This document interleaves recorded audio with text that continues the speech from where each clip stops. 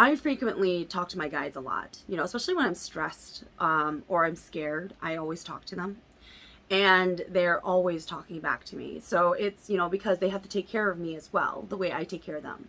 I know it seems like I'm lazy and I don't do anything, but trust me, I take care of them. I feed them. And we'll get into that. Welcome back, you guys. I'm Tassie, and this is my Shaman Memoirs channel, and this is the darkest my lips have ever been. Okay. Anyways, I'm trying to get used to it because I was going to wear like a pink shade, but because of my red dress, it didn't really look good, so here we are. Okay.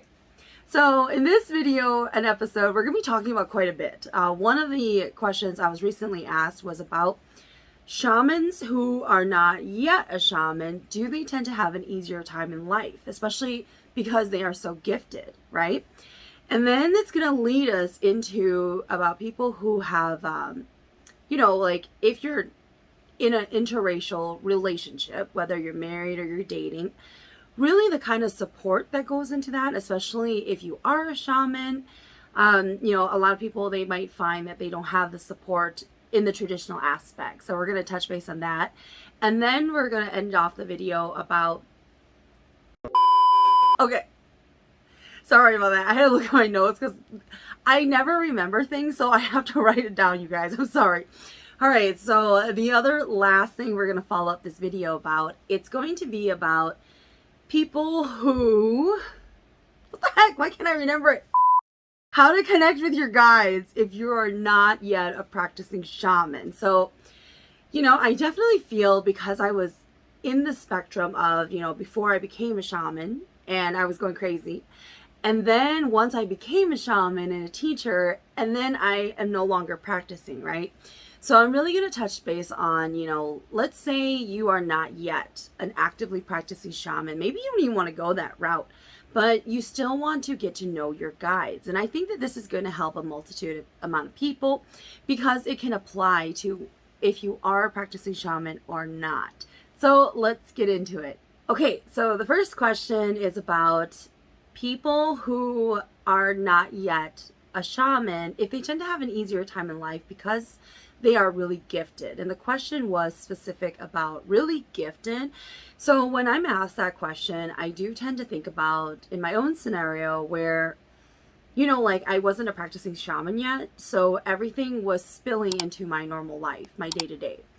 And I definitely, from my own experience, okay, I definitely believe that I have had a really, I was going to say easy. I mean, it's definitely easier, I believe, just because of all of the extra abilities you have, even if you're not aware that you are a shaman, right? So this is going to be before I was an actual shaman.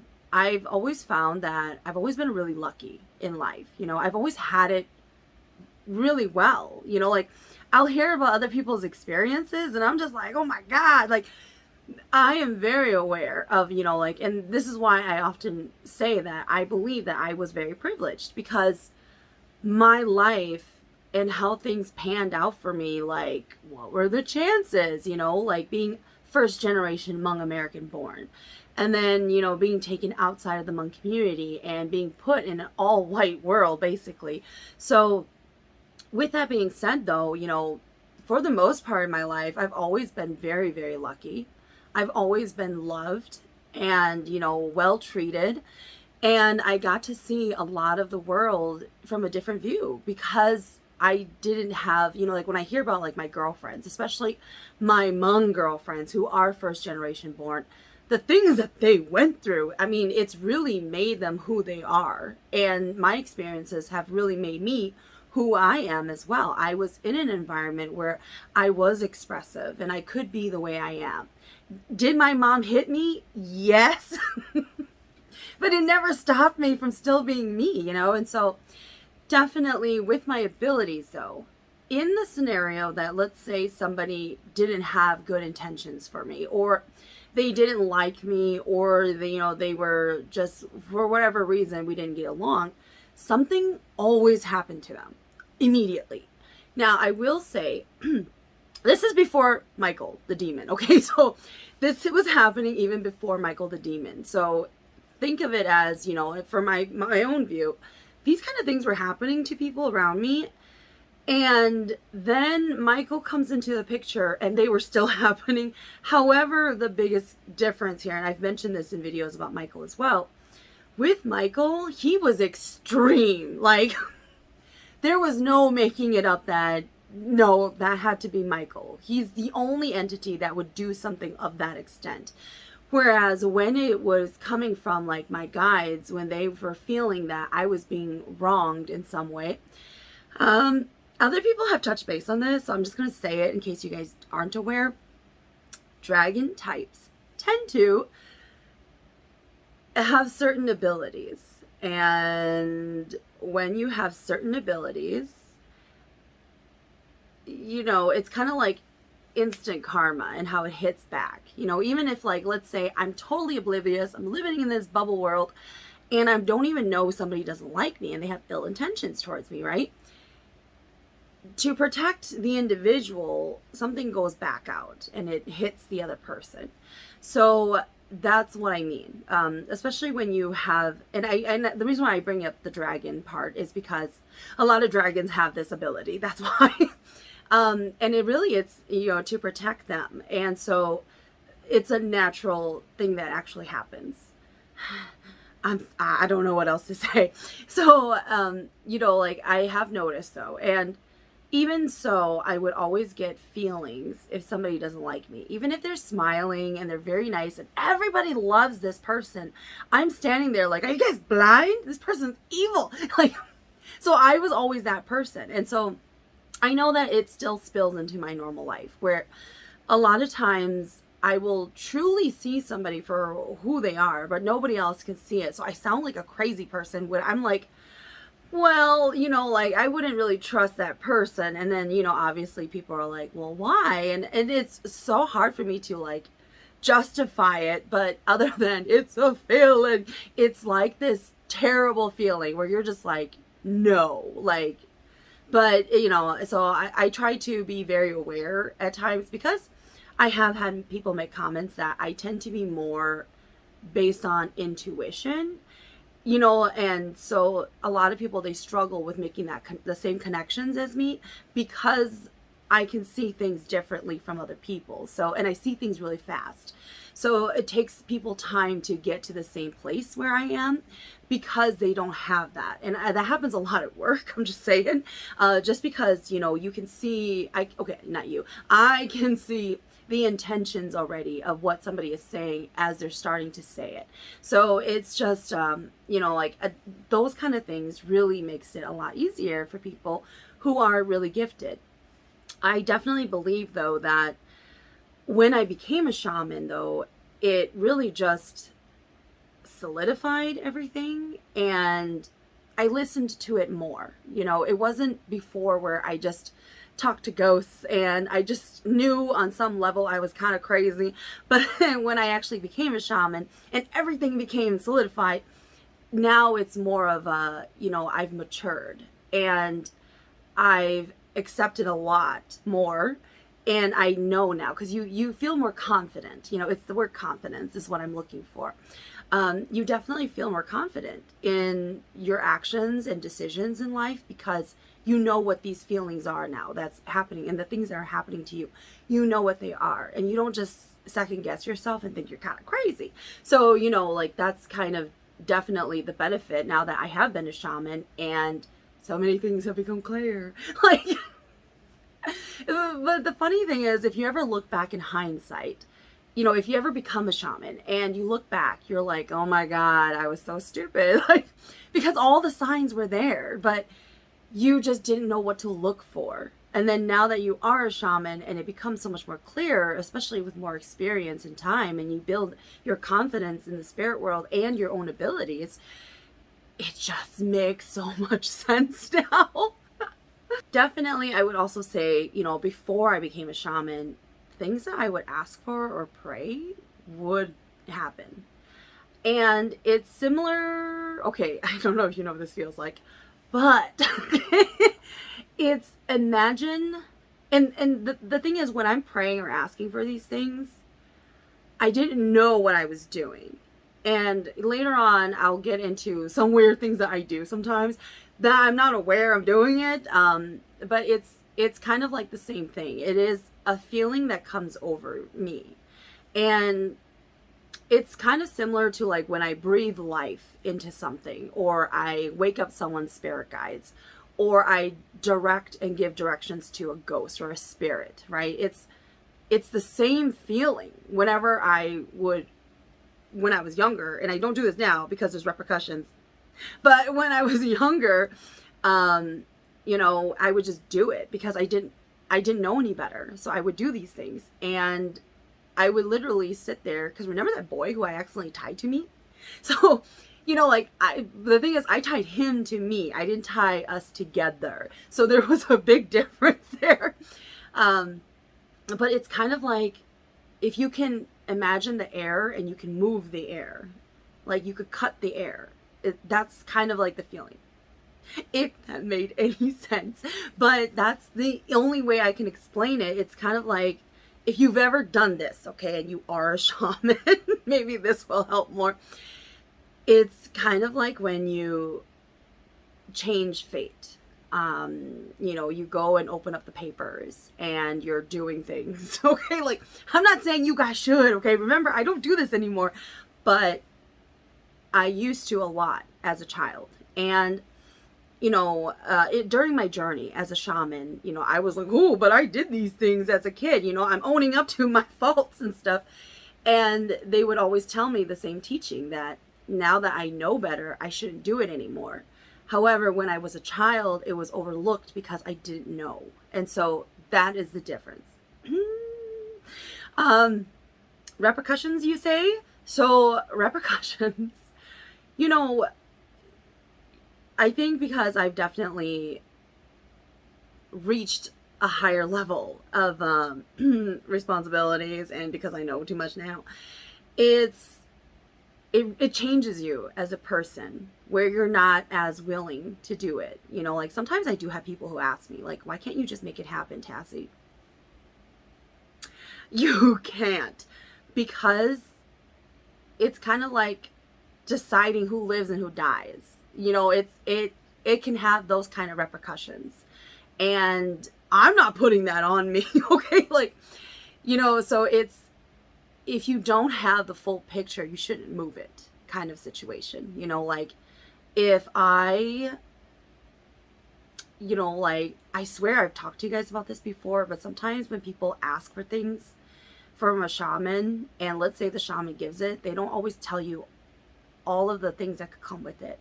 Like if I bring a child to you, in exchange, I'm going to take 10 years from your lifespan, or I will take 10 years from your child's lifespan, or I will make it that your child can't have any children. So, it's all about it's always about giving exchanges and what the deals are.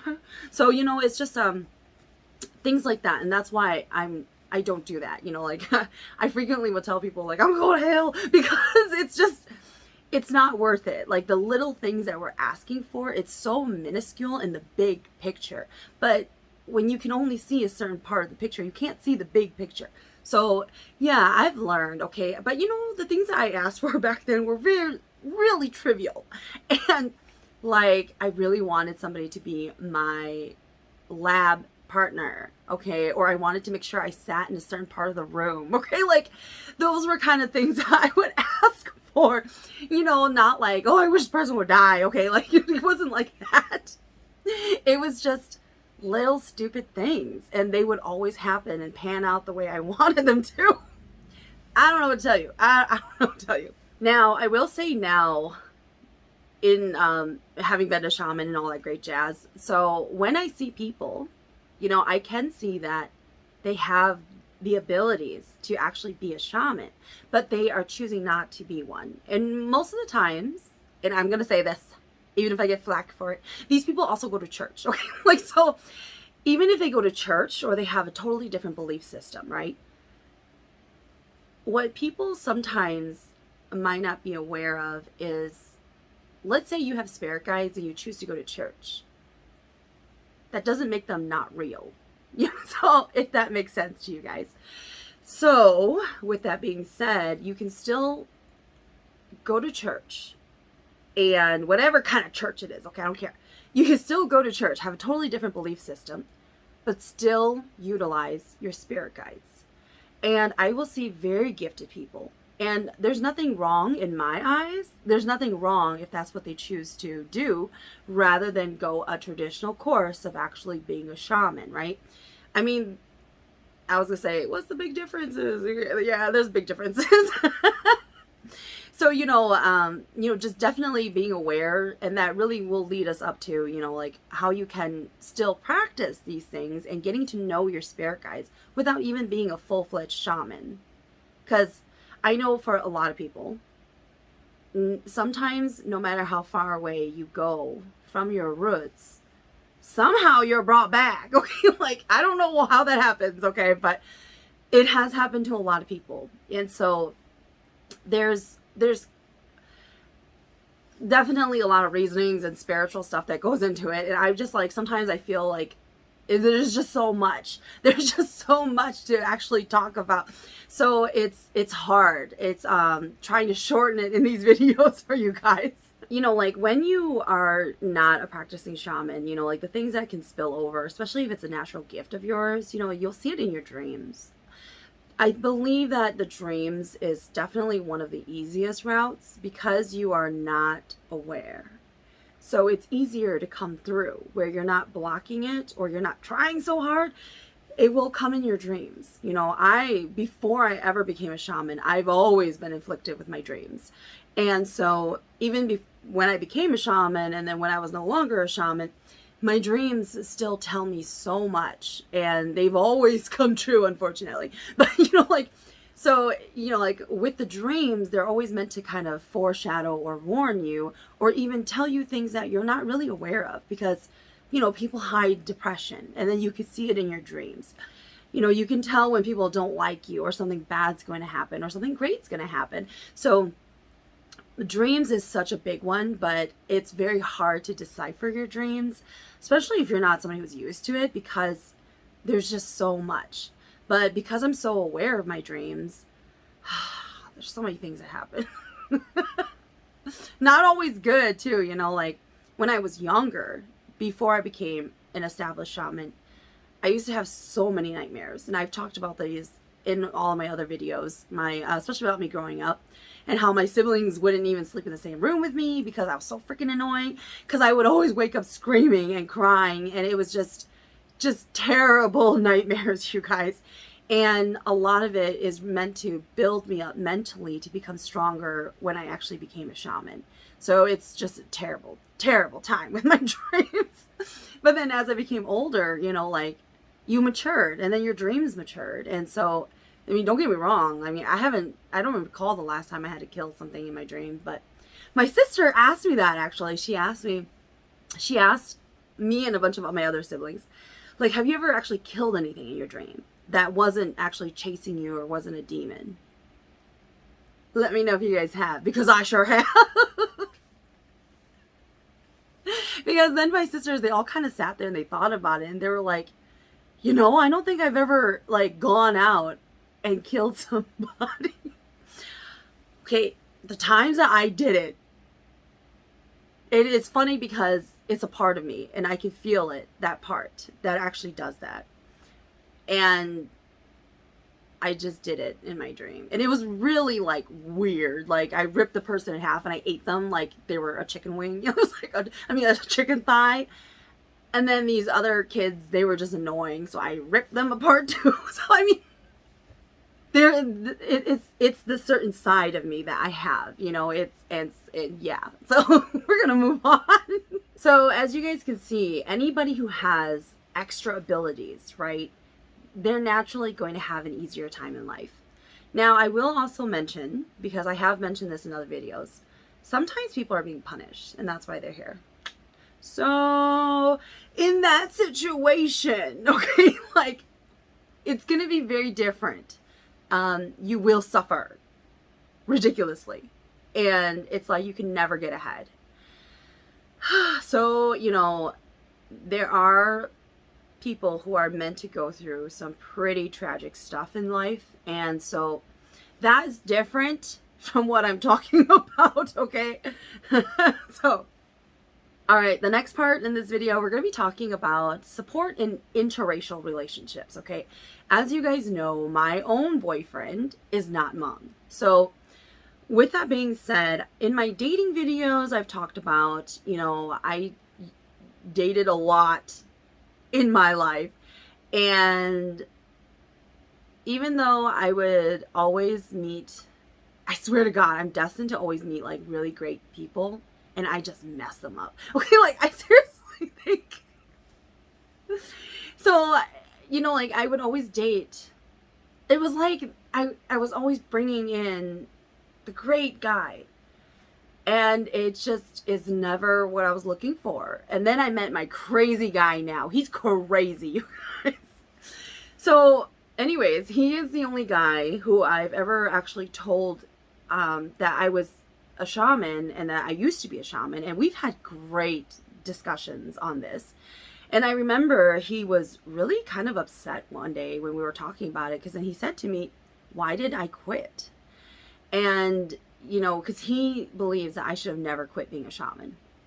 And in that moment, I literally just looked at him and I told him I was so tired. Like, he has no idea how tired I was and how much drama is involved. And I just didn't need that in my life. And I needed a break. I needed to get away. But for him, he definitely, because he's such a supportive person and he supports me in my crazy decisions and he accepts me and how crazy I am and seeing ghosts. And, like I saw him once as a sleep paralysis situation. So I always call him Vampire Eric.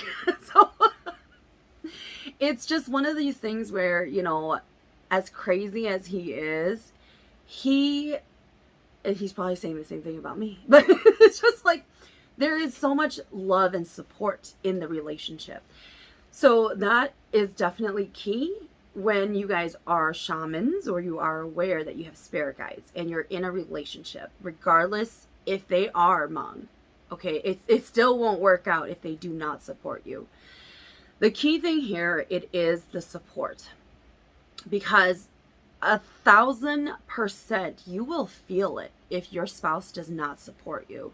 All right, so how you view the support, it's really going to be up to you and your spirit guides. However, the key thing for mine, it's going to be the emotional support, that they believe in you. They don't even have to believe in it, okay? They have to believe in you as the person. And they don't think you're just crazy or making up stuff. Like, they have to truly support you, and you will feel it to your bone when they don't. Even if they tell you, "No, I believe you," like, "No, I'll help you." And they physically do actually help you, right? They help you clean your shrine. They help you prepare for your ceremonies. They go to your ceremonies. You will know they do not support you. There is no hiding it. And that is what will tear up a lot of relationships, you guys. It's pretty much like you having children, like real children, and your partner ignores them, pretends they don't exist. Like, that is literally the extent of your connection with your guides, because it is a part of you. It is who you are. And even if you try to get rid of them, try to give away your kids, it is still so much a part of you. It is, and it's traumatic when that happens, right? I mean, I hope it is if you ever got rid of your children. I'm just saying, okay? But that's the same kind of situation. Like, would you be in a relationship with someone who didn't care for your child or didn't acknowledge their existence or like anything like that? That would just be so bizarre to me. I do know people who are in relationships and they have children, real children, okay? Like, I'm not just talking about your spirit guides now. They will always say they don't need their spouse's support. Their kids will support them. No, it doesn't work, you guys. It does not work. Trust me. And maybe it would help if you were ever in a very supportive relationship of your spiritual journey with somebody who truly supported you. You will feel that difference, and so it's just, when you don't have it, you do need it. It makes you as a pillar, right? I have more self-love for myself that if I was ever with somebody who did not believe in me or even ever know that I was a shaman, I would leave. Absolutely. Unless they're a millionaire. Okay, like, if they were a millionaire, I'm just saying. But I'm not joking. Okay. Now, the whole interracial thing versus if they are among themselves, right? Your partner doesn't even have to watch you on Nang, okay? That's the thing. Like, you can teach them how to take care of your shrine or not to touch your shrine, okay?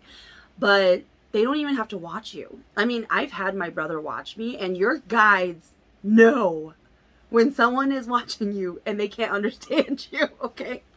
Because I remember one time I was onaying and my brother was watching me and he was like kind of freaking out. He was like trying not to show me that he was freaking out, but he was freaking out because he was like, I don't know what to do. I don't know how to help you. Your spirit guides, like, well, mine, they dropped a veil and they allowed me to speak to him in English. I have full on onaying and stopped to speak in English to somebody and then resume, okay? When I hungo, I do not speak in English. You know, I speak in Hmong or a Chinese dialect. So it is no problem. There was no problem in my journey. I was completely fine. And that's what I also mean about, you know, my last video about vessels and, you know, possessions and stuff like that.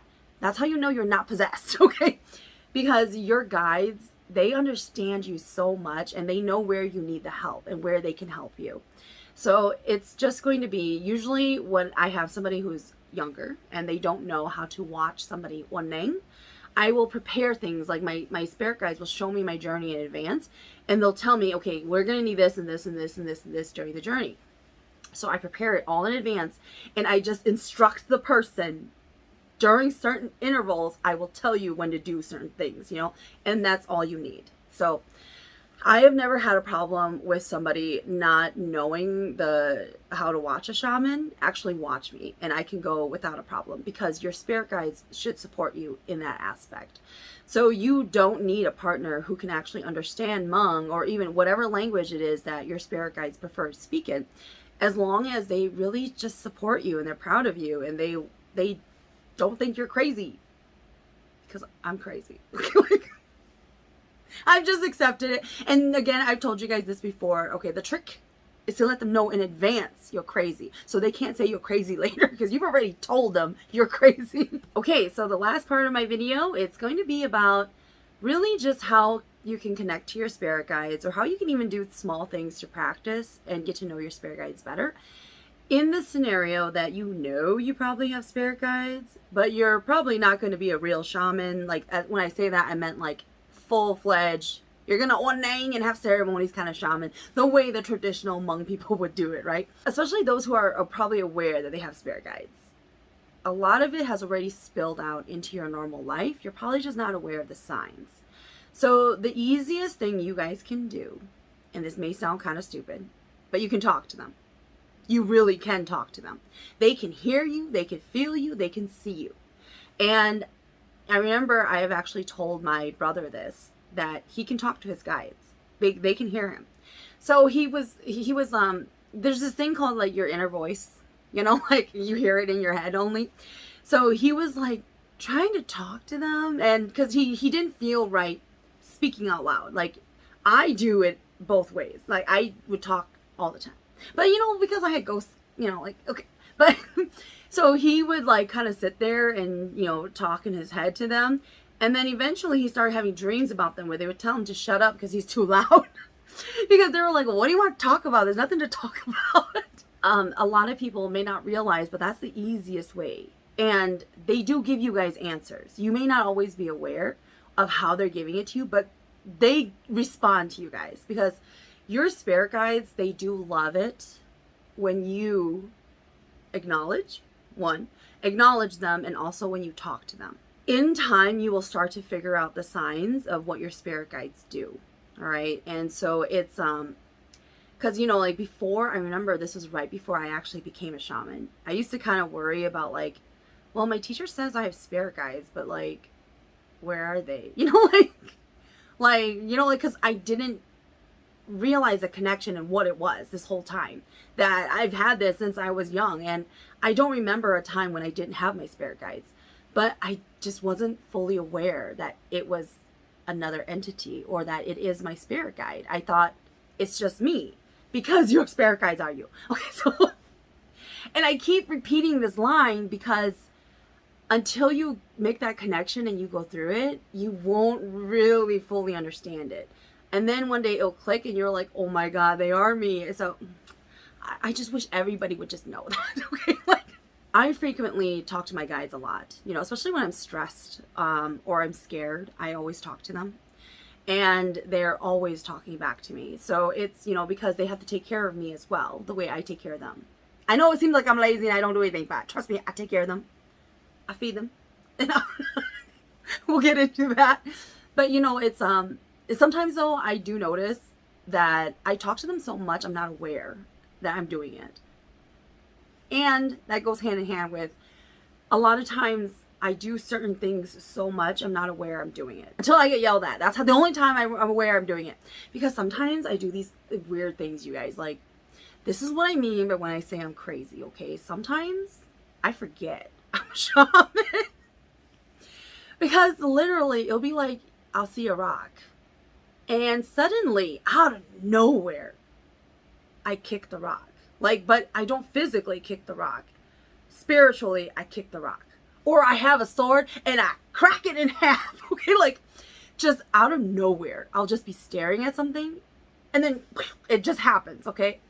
And you know, it's kind of one of those things where you're like, well, you're just imagining it or you're just thinking of it. Like, oh, what would it be like if I kicked that rock? You know, like, but I really do it. And then so I get in trouble for it. And then I have to go and fix the rock. So, you know, sometimes I do weird stuff. Remember that time when I told you guys I was in that storage unit and I was swinging my big Godzilla sword around and then I got yelled at because I was scaring all the spirits that were there. You know, so I mean, that's what I mean. Like sometimes I just do really random weird stuff. And my girlfriend, who is also a shaman, she's very strict on her guides. I've mentioned her a lot in my videos.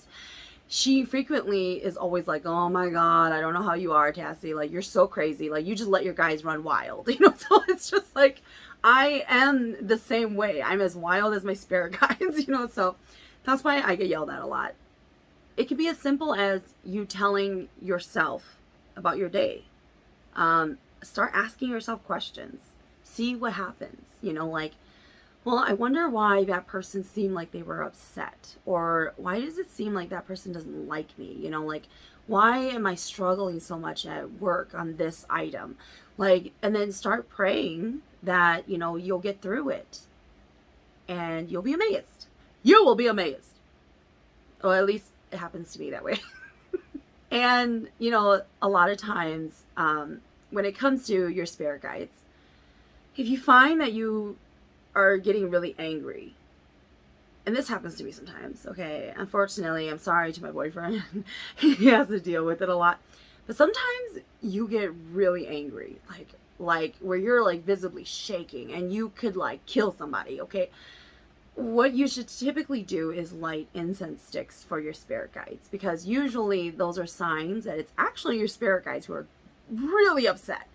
And in the scenario where it's, especially I find that it happens a lot to more younger people, what you should definitely do in addition to the incense sticks and the light and the candle, it's going to be that you should burn money for your spirit guides, because money tends to solve a lot of problems in the spirit world. So just light up some money and call it out for your spirit guides that you're burning it for them, not to be so upset and angry. And I have found in many occasions it has really helped a lot of people. So that is definitely something you can do, especially if you know you have children. If you have children who also are going to be a shaman or are supposed to be a shaman, but you don't want that life for them yet, or they don't want that life yet, do it. It will save you a lot of hassle. Now, meditation, I don't meditate. Okay, I'll be honest. Okay, like, you might think shamans would meditate. Some do. Okay, a lot of people do. Okay, they're just not like me. Usually whenever I try to meditate, I fall asleep. And then I see a lot of spirits trying to talk to me, because I'm not really a still person. You know, like, I'm not that quiet person. So that's not going to happen to me. We tend to be like running, guns blazing in the center. Like that's kind of how we are. So a really big one is feed your spirit guides. Okay, like if you find that you're really hungry, like sometimes I will go through these phases, you guys, and it's not like it's during that time of the month or anything like that. I will become unnaturally hungry. And okay, like don't talk to my family, because my family, I eat 4 meals a day and I have snacks, you guys.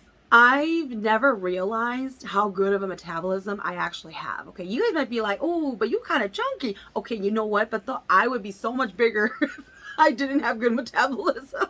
So literally, you guys, I have breakfast, snack, lunch, snack, dinner, snack, last dinner around 10 or 11 o'clock before I go to bed. I consume an insane amount of food, you guys. So, and if I don't, literally, I will start to lose weight. And it's, yeah, that's right. I mean, I will also say this, you guys. There was a time when I was very thin and I just didn't like the way I looked. I felt really unhealthy. And everybody was really scared of me because they were like, what's wrong with you? Are you sick? Anyways, so I have to keep up my routines of what I eat, you guys. All day, all I do, like I have a lot of candy. Like during all my meetings, I'm just shoving candy down my throat. I have my pop, I have my coffee. So I need those kind of things because I will go crazy. So anyways, what I was trying to say though is your spirit guides, you need to feed them. You may not be aware of this, but you can either feed them through your own body, where you consume the food. And I mean, I've told you guys this before. I've almost eaten a whole chicken once after a ceremony because they were just so freaking happy they had the chicken. My spirit guides, as you guys know, they love ceremony food. They also love fried shrimp, like panko shrimp. It is their favorite. They love freaking fried shrimp. They also love fruit. We're not really big on a lot of meats, you know, like I know some people, they like to eat a lot of fat on meat. The closest thing I'll get to is like bacon. But then if it's like a lot of meat fat, like we don't like it. I felt bad because my sister, for my birthday, really quick, you guys, we went to a gyukaku and she ordered the super expensive fatty cut. And it was just, I took one bite of it and I spit it out. I couldn't swallow it because my guides find it disgusting. So I can't do that. Okay, so everybody's guides, they all like different things. Mine happens to love ramen and pasta. They love pasta. Okay, so, you know, so I find that a lot of times they like to watch mukbangs. It is the weirdest. Okay, I'll tell you guys why. They watch mukbangs because they go and eat it. Okay, like, I know that might sound scary to some people, but my guides, they love to watch mukbangs. So when I feel that crazy urge of being really freaking hungry, I need to watch mukbangs, and then they will go and they will eat the food. And then I feel better. So if you don't go to that level that I just talked about, you can do a meal too. I've talked about this in other videos about how to, you know, prepare meals for like your ancestors and stuff like that. So you would do the same thing, but you would do it for your spirit guides. So you will call it specifically. You have to be very specific when you do these kind of meals, okay? Or else anything will come and eat it. So you have to be very specific that it's for your spirit guides. The intent has to be there. It is for your spirit guides, and you have to feed them a meal. And it can be anything, you guys. You don't need to be like it's so traditional where it's boiled chicken. However, you should know what kind of food they like to eat. Usually it is the same food you eat as well, because your spirit guides wouldn't let you consume something they don't like. So think about what you really crave at times. That's pretty random, even if it's not like the fanciest of food. Like every now and then I freaking crave Whoppers. Okay, it's not their favorite food though, like okay, because they just said to me, we don't like to eat that. But if that is your guides, you can just feed them a burger. Okay, I get it. It's not for you guys. Okay. Sorry. During a lot of my videos, it's about me and my guides, okay? You guys may forget at times it's them supplying me the information and what they want. Speaking of which, other things that you may find that also spill out into your life, but it can really help you connect to your guides, is singing. So, you know, if people who tend to, you know, especially if you like to just sing in your car, when you're doing, you know, I find it really weird, people who listen to music when they're taking a shower. Okay, and I never noticed that there were these kind of people who existed, okay, until my younger siblings. Whenever I would go over and they actually shower, they play music when they're showering. And you know, like other people, they sing in the shower. Like, I've never been that kind of person. And growing up with my other siblings, we didn't do that either. Like, we don't sing in the shower or like play music as we're showering. Like, I think that's so weird. Okay. But your spirit guides actually love it when you sing. Especially like for people who are very artistic, they will also like to build things with their hand. So I found before I became a shaman, it was spilling into my real life where I took up all sorts of crafts. You know, I took up all these crafts up. I was painting, even though I suck as a painter. Like, I kept painting all this shaman stuff. It was just terrible, you guys. But it was all signs before I became a shaman. So, you know, it's definitely funny because one of my girlfriends, she bought a house, and I made her this huge painting. She has no idea, but it's actually a painting of going to the heavens. But she doesn't know it. And when I was painting it, it was the only thing that kept coming up in my head. I don't even know where that painting is nowadays. I wonder if anybody still has it. But it was a huge canvas, and it's about going into the heavens. So, yeah, kind of odd. Okay. But anyways, other things that you guys can definitely do that really does help connect with your spirit guides, especially people, if you notice that, you know, you like to watch certain movies. Your spirit guides are entertained by those things. I love to watch scary movies about ghosts, like killing people, like vengeful spirits.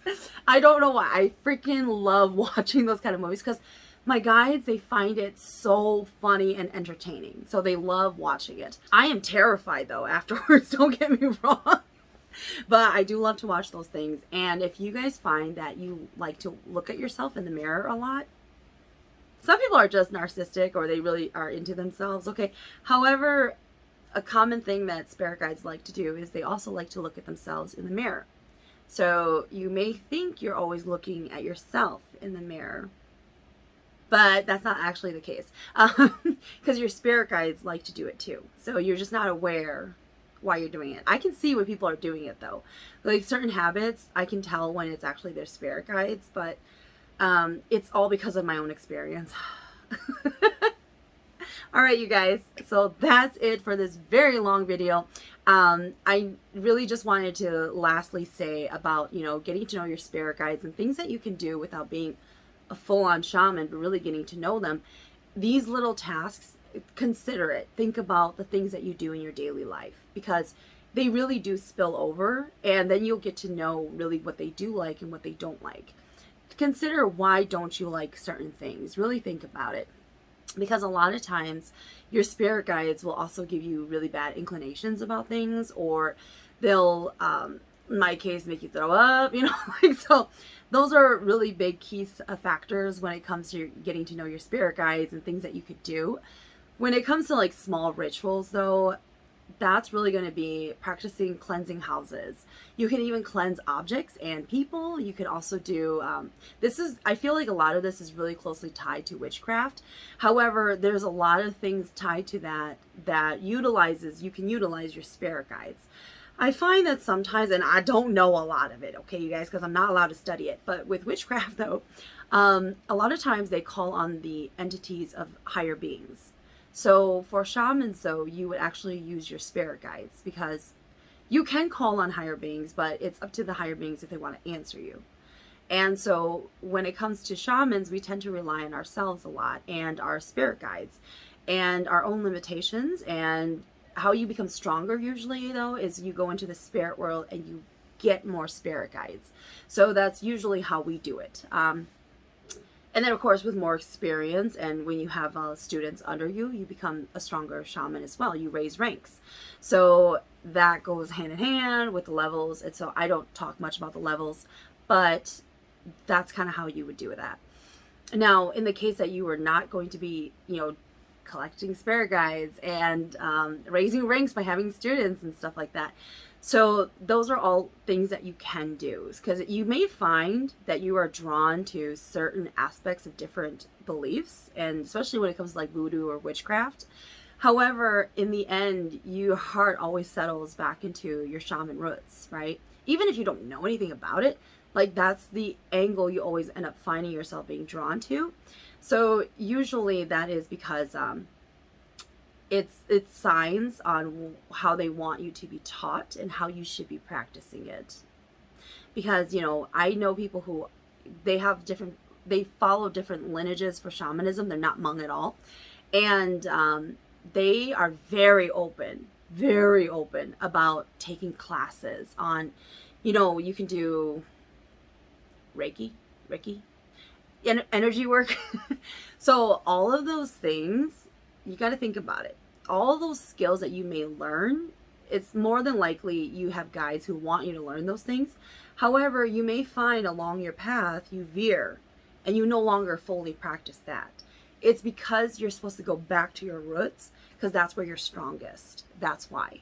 And then those skills that you may have learned or the knowledge you gained, you're supposed to practice it with your original roots.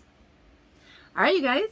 So that's it for this video. Until next time. Oh, and by the way, this is my Halloween costume, part of my Halloween costume. Guess what you guys think I'm gonna be? Until next time, you guys. Bye.